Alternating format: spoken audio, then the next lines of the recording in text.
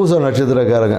பூச நட்சத்திரக்காரங்கள் என்னென்னாக்கா, இவங்க எப்போதும் பார்த்திங்கன்னா இவங்க நண்பனே எதிரியாக மாறுறது, இல்லை நண்பனால் அவமானப்படுறது, இப்படி இவங்களுக்கு வந்து கைவந்த கலை.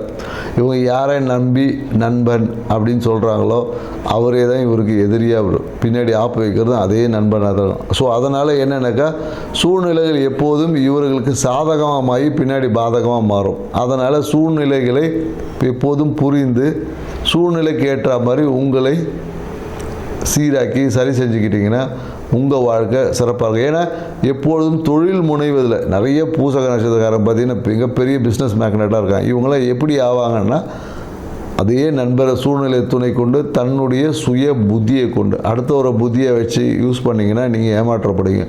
உங்களுடைய சுய அறிவை கொண்டு நீங்கள் வளர்ந்தீங்கன்னா உங்கள் வாழ்க்கை உச்சம் பெறும் அப்படின்னு தான் சொல்லுவோம். ஏன்னா இந்த காலகட்டத்தில் 7ல் 8ல் ராகு பகவான் இருக்கிறதுனால தேவையற்ற அந்த திடீர் பிரச்சனைகள் என்பது வந்துக்கணும். ஸோ கொஞ்சம் கவனமாக இருந்து நீங்கள் என்ன பண்ணலான்னா, உங்கள் வீட்டு பக்கத்தில் இருக்கக்கூடிய அம்மன் கோயிலில் வழிபாடு செஞ்சுட்டு வாங்க. உங்கள் வாழ்க்கை சிறப்பாக இருக்கும். நன்றி, வணக்கம். அனைவருக்கும் வணக்கம். நான் உங்கள் மோசஸ், உளவியல் ஜோதிட வாஸ்து கன்சல்டன்ட், சென்னையிலேருந்து. என் உயிரான ஈசனை முன்னிறுத்தி எவனார்களாலே அவன்தான் வணங்கி இந்த ஆவணி மாத பலன் இதை நம்ம பார்க்க போகிறோம். ஏன்னா இந்த ஆவணி மாதம் பார்த்திங்கன்னு வச்சுக்கிங்களேன், காலபுருஷ தத்துவத்துக்கு 5ஆம் அதிபதியான சூரிய பகவான் தன் வீட்டிலேயே ஆட்சி பெறுவார்.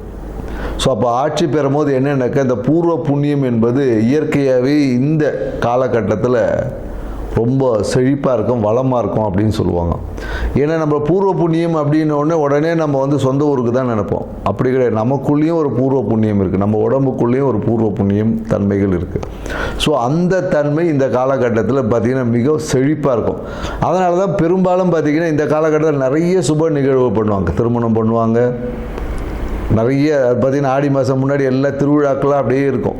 ஆவணி மாதம் பார்த்திங்கன்னா நிறைய சுப நிகழ்வுகள் பண்ணுவாங்க. ஏன்னா இந்த காலகட்டத்தில் சூரியனோட தன்மை நல்லா இருக்கும் போது, ஆத்மகாரகன் இல்லையா சூரியன். ஸோ அப்போ ஆத்ம பலம் வந்து இயற்கையாகவே எல்லாருக்கிட்டையும் பெருகி இருக்கும் இந்த காலகட்டத்தில். அதுவும் இந்த காலம் இன்னொன்றாக்கா, இந்த வருஷம் பார்த்திங்கன்னு வச்சுக்கோங்க, கேது பகவானும் 5ஆம் இடத்துல இருக்கார். ஸோ அப்போ என்னென்னாக்கா, கேது வந்து என்னென்னாக்கா ஞானக்காரகர். ஏன்னா பொதுவாக பார்த்திங்கன்னா அந்த சூரியன் வந்தால் பார்த்திங்கன்னா நம்ம ஆத்மகாரகன் சொல்கிறோம் இல்லையா.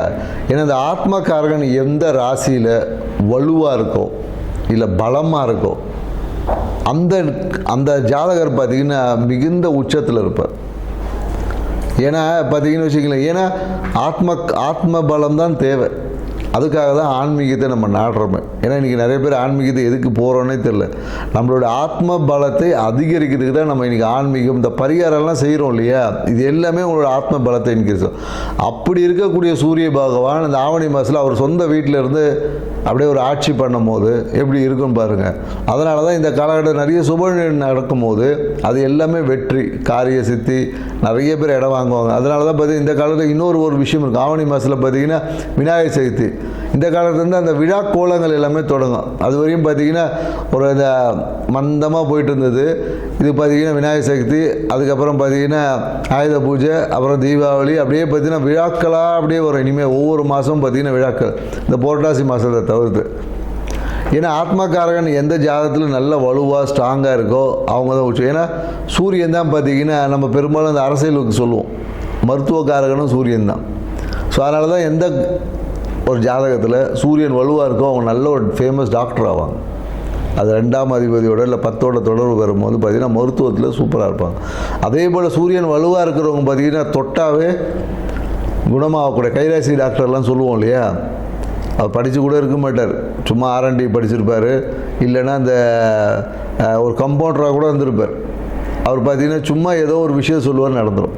கைராசி டாக்டர் அப்படின்னு சொல்லக்கூடிய எல்லாருமே பார்த்திங்கன்னா இந்த சூரியன் வலுவாக இருக்குந்தா கைராசி டாக்டர். ஏன்னா ஆத்மத்தை பலமாக வச்சுருக்க எல்லாமே பார்த்திங்கன்னா குணமாக்கக்கூடிய ஆற்றல் அவங்ககிட்ட இயற்கையாகவே நிறைய இருக்கும். சூரியன் வலுவாக இருக்கிற நிறைய பரிகாரம் பண்ணான்னு வச்சிங்களேன், சூப்பராக சக்ஸஸ் ஆகிடும். பெரிய பரிகாரம் சின்னதாக சொன்னாவே பெரிய விஷயங்கள் கூட குணமாக்கக்கூடிய ஆற்றல். அப்படி இருக்கக்கூடிய சூரிய பகவான் இருக்கக்கூடிய இந்த ஆவணி மாதத்தில் பார்த்திங்கன்னா மிகுந்த நற்பலன்களை கொடுக்கும். ஆன்மீக நாட்டம் அதிகமாகவும், குறிப்பாக என்னென்னாக்கா இந்த கேது கூட இருக்கிறதுனால நிறைய என்னென்னா அந்த குழந்தை பேருக்கான விஷயங்கள், குழந்தை பேர் இன்மை, இந்த மாதிரியான விஷயங்கள் எல்லாமே ஒரு மாற்றத்தை கொடுக்கக்கூடிய விஷயமா இருக்கும். அந்த விரக்தி தன்மை, எனக்கு கேது எப்போதும் பார்த்திங்கன்னா ஒரு விரக்தி கொடுப்பார். ஏன் அது விரக்தி கொடுப்பாருன்னா, அனுபவம் கிடைச்சாதான் அறிவு வளரும், ஞானம் கிடைக்கும், சும்மா வராது இல்லையா? ஸோ அதனால் அந்த கேது பகவான் வந்து நமக்கு ஞானத்தை கொடுப்பதற்காக சில படிப்பினையை கொடுப்பார். அதை தான் நம்ம இங்கே விரக்தி, எனக்கு அது நடக்கலை அப்படி இப்படின்னு நம்ம சொல்லிட்டு கிடப்போம். ஸோ இந்த தன்மைகள் உள்ள இந்த ஆவணி மாதத்தில் ஒவ்வொரு ராசிக்கும் என்ன மாதிரியான பலன்கள் கொடுக்க போகுது அப்படின்றத இந்த வீடியோவில் பார்க்க போகிறோம். வாங்க வீடியோக்குள்ளே போகலாம். கடகராசி. கடகராசி பார்த்திங்கன்னா காலபுருஷ தத்துவத்துக்கு 4வது ராசி. இதோட ராசி அதிபதியே சந்திரனாக இருக்கிறதுனால, சந்திரன் பார்த்திங்கன்னா மனோகாரகன். இப்போ இவங்களை பார்த்திங்கன்னா இவங்களோட டெய்லி தினம் ஒரு எண்ண ஓட்டங்கள், இவங்க மனம் அமைதியாக இருக்குது அப்படின்னு யாராவது சொன்னாங்கன்னா நம்பவே முடியாது. இவங்கள மனதில் பார்த்திங்கன்னா அப்படியே எண்ணங்கள் ஓடிக்கிட்டே இருக்கும், புது புது விஷயங்கள், புது புது செயல்பாடுகள், அப்படியே தினம் ஒரு செயல்பாடுகள் வந்துக்கிட்டே இருக்கும். இது இவங்களுக்கு இதை சரியான விதத்தில் இவங்க பயன்படுத்தும் போது இது நன்மையாகவும், அதை சரியான முறையில் பயன்படுத்தும் போது அதுவே இவங்களுக்கு பிரச்சனையாகவும் மாறக்கூடிய வாய்ப்புகள். ஏன்னா இவங்களோட பேச்சில் ஒரு கம்பீரம் இருக்கும்.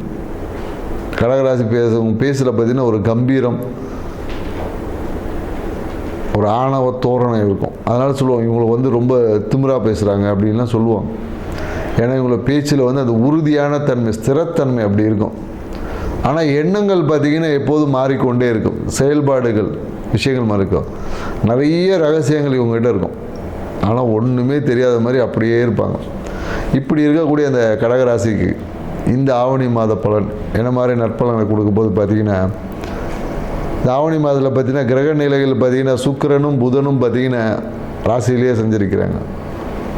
ஸோ அப்போ என்னன்னாக்கா இந்த ஆவணி மாதத்தில் இவங்களை எதிர்பார்க்காத அனைத்து விஷயங்களும் கை கொடுக்கும்.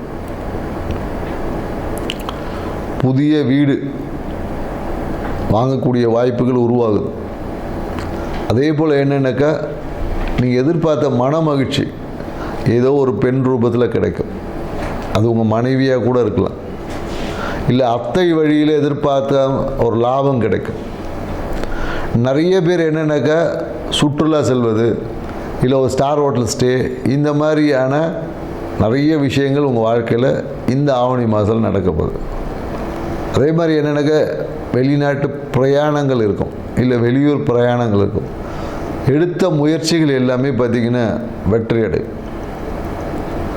பயணத்தால் விரயமும் உண்டு, ஆதாயமும் உண்டு.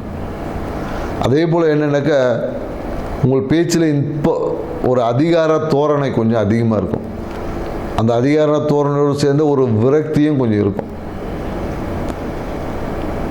ஸோ குறிப்பாக என்னன்னாக்கா ஆன்மீகம் சார்ந்த விஷயங்களில் ஈடுபாடுகள் கொஞ்சம் அதிகமாக இருக்கும். நீங்கள் என்னன்னாக்கா ஏதாவது ஒரு மருத்துவ செலவு, இல்லை மருத்துவத்திற்காக ஒரு தானம், இந்த மாதிரி ஏதாவது ஒன்று செஞ்சு பாருங்கள். உங்கள் வாழ்க்கையில் பார்த்திங்கன்னா பொருளாதாரம் எப்போதும் வந்துக்கிட்டே இருக்கும். கடகராசிக்காரங்க நீங்கள் இது எப்போ வேணால் செய்யலாம், எப்போ செஞ்சாலும் சரி. இந்த மருத்துவத்திற்காக உங்ககிட்ட யாராவது ஒரு உதவி கேட்டாங்கன்னா நீங்கள் அதை செஞ்சீங்கன்னா, நீங்கள் எந்த செஞ்சீங்களோ அதை காட்டிலும் பல மடங்கான வருமானம் உங்களை தேடி வரும். இது ஒரு மிகவும் சித்தர்கள் சொன்ன சூட்சமான ரகசியம், ட்ரை பண்ணி பாருங்கள். அதே போல் என்னன்னாக்கா தொழில், வேலைக்காக எடுத்த முயற்சி, இல்லை புதிய தொழில் தொடங்குவதற்காக ஏற்பட்ட முயற்சிகள், இதில் வந்து சின்ன ஒரு தோய்வுகள் இருக்கும். இல்லை ஏதாவது ஒரு பிரச்சனைக்கு அப்புறமா சரியாகும்.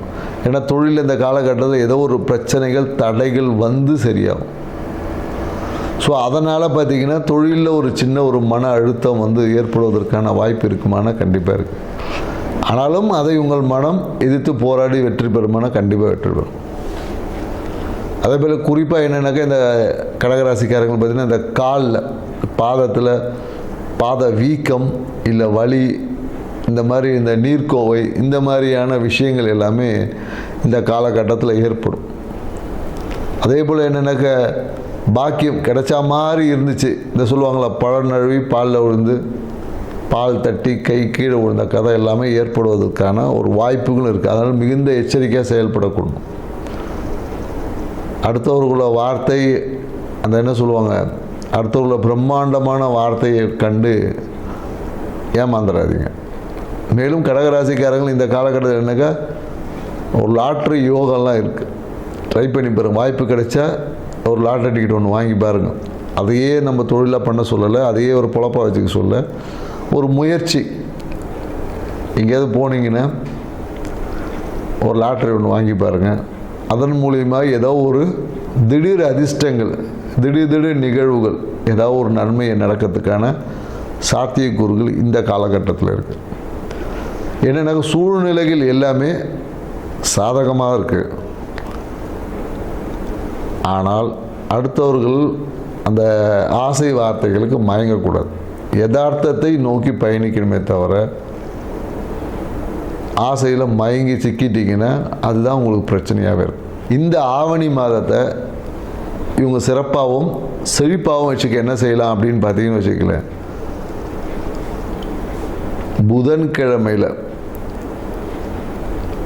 புதன்கிழமையில் வரக்கூடிய புதன் ஓரையில் நீங்கள் பெருமாள் வழிபாடு செஞ்சு, குறிப்பாக சாம்பார் சாதத்தை தானம் பண்ணி பாருங்கள். தொழிலில் இருந்து ஏற்பட்ட தடைகள்லாம் நீங்கி சாதகமான சூழல் ஏற்படும். லாபம் பல மடங்காக அதிகரிக்கும். இந்த விஷயத்தை இந்த ஆவணி மாதத்தில் செஞ்சு பாருங்கள். உங்கள் வாழ்க்கை சிறப்பாக இருக்கும். நன்றி, வணக்கம்.